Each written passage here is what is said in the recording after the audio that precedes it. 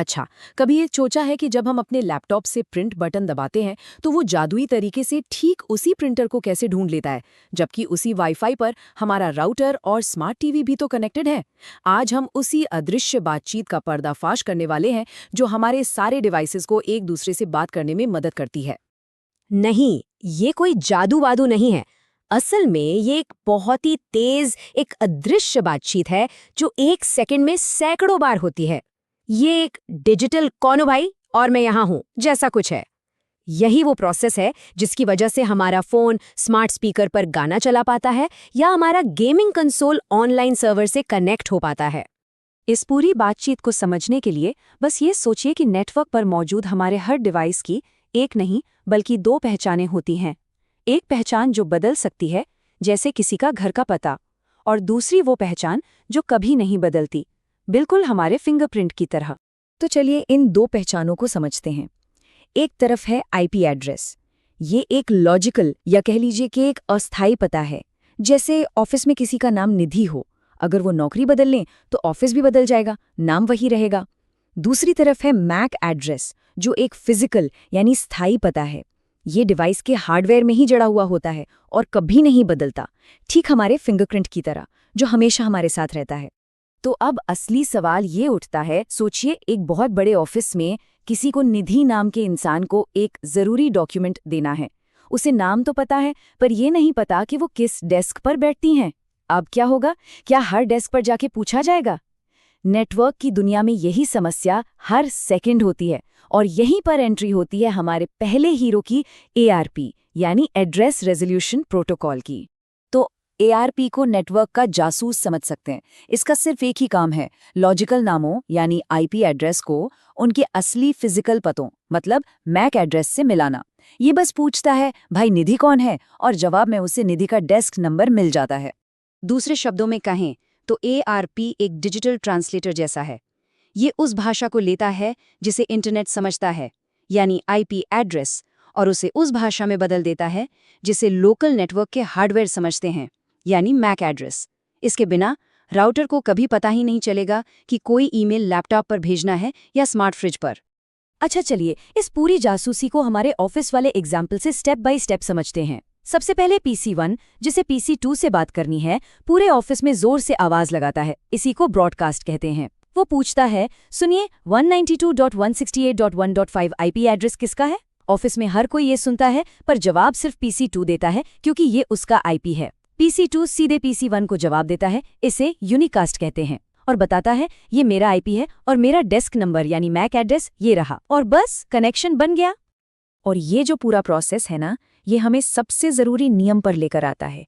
जैसा कि हमारे सोर्स मटेरियल में भी कहा गया है, एआरपी रिक्वेस्ट हमेशा एक ब्रॉडकास्ट होती है। एक इंसान सबसे पूछता है, लेकिन जवाब हमेशा एक यूनिकास्ट होता है। एक इंसान सीधे एक इंसान को जवाब देता है। ये बहुत ज़रूरी है। ज़रा सोचिए, अगर हर कोई हर सवाल का जवाब चिल्ला चिल्ला कर देता तो कितना शोर शराबा होता। ठीक है, ये तो समझ आ गया, लेकिन कहानी में अब एक ट्विस्ट है। क्या होगा अगर सिचुएशन बिल्कुल उल्टी हो? क्या होगा अगर कोई नया डिवाइस नेटवर्क से जुड़ता है और उसे अपना मैक एड्रेस तो पता है, पर ये नहीं पता कि उसे कौन सा आईपी एड्रेस इस्तेमाल करना है? ये कुछ ऐसा है जैसे कोई नए ऑफिस में अपनी डेस्क पर तो बैठ गया है, पर उसे अपना ऑफिशियल नाम ही नहीं पता। तो इस नई पहेली को सुलझाने के लिए हमारे पास एक और प्रोटोकॉल है, RARP, जिसका पूरा नाम है रिवर्स एड्रेस रेजोल्यूशन प्रोटोकॉल। नाम से ही साफ है, ये ARP का बिल्कुल उल्टा काम करता है, एक तरह से उसका आईने वाला अक्स। देखिए, RARP आज उतना इस्तेमाल नहीं होता, लेकिन पुरानी ज़माने में ख़ासतौर पर उन डिवाइसों के लिए जिनकी अपनी कोई हार्ड ड्राइव या स्टोरेज नहीं होती थी, ये बहुत ज़रूरी था।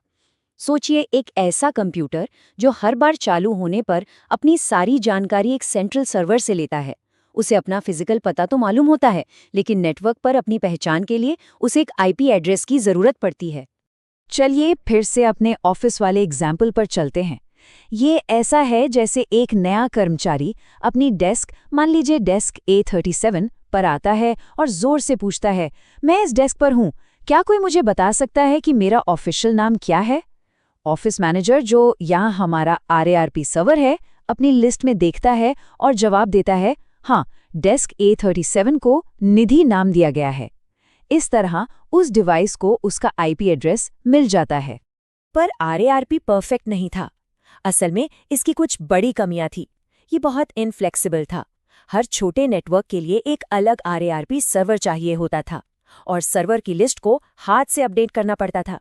ये ऐसा था जैसे हर फ्लोर के लिए एक अलग ऑफिस मैनेजर हो जिसे हर नए कर्मचारी का नाम हाथ से लिखना पड़े। ये तरीका बिल्कुल भी एफिशिएंट नहीं था और जैसे जैसे नेटवर्क बड़े और कॉम्प्लेक्स होते गए हमें एक बेहतर सॉल्यूशन की ज़रूरत पड़ी। और यहीं से इस टेक्नोलॉजी का एवोल्यूशन शुरू हुआ। 1984 में हमारे पास RARP था, जो काम तो करता था पर बहुत लिमिटेड था। फिर 1985 में BOTP आया, जो थोड़ा बेहतर था लेकिन अभी भी काफ़ी रिजिड था। और फिर 1993 में आई क्रांति, DHCP। DHCP आज का स्टैंडर्ड है और ये बहुत स्मार्ट है।